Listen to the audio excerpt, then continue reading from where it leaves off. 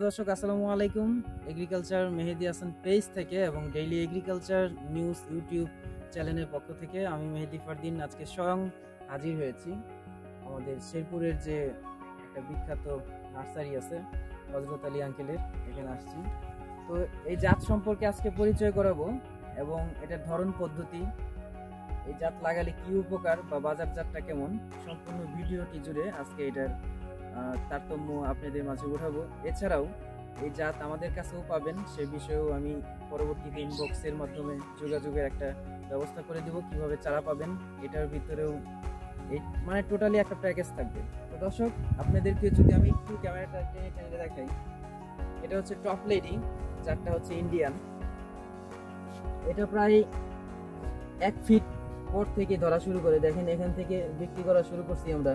Total এখানে প্রায় 30 কেজির মতো বিক্রি হয়ে গেছে। এর পরবর্তীতে আমি কি বলবো, দেখেন আপনারাই দেখেন এখনো গাছ আছে। তো একটা কাহিনী হয়েছে, আমরা একটু দেরিতে একটু খুঁটি দিছিলাম, যদি খুঁটিটা আগে দিয়ে বেডটা করতাম তাহলে ঝড়ে ভাঙতো না। ধরন পদ্ধতিটা অনেক বেশি সারা বাংলাদেশে জনপ্রিয়তা অর্জন করছে কাঁচার বিষয়ে। তবে পাকার বিষয়ে পরিপক্কতা যদি আপনাদেরকে দেখাই, অনেক সুন্দর হয় এবং অনেক রসালো হয়। যদি আরেকটু আপনাদেরকে খেয়াল করে, এটা কোনো পানি না, এটা হচ্ছে ওই এর রস। তো এটা সবসময় 150 থেকে 120 টাকা বিক্রি করতে পারবেন। শুধু এই পেঁপে না, এখানেও পাকবে, সময় লাগবে দেখেন। আর এটার চারা যদি নিতে চান অবশ্যই আমাদের যে ইনবক্সে নাম্বার দেওয়া থাকবে সেখানে যোগাযোগ করবেন।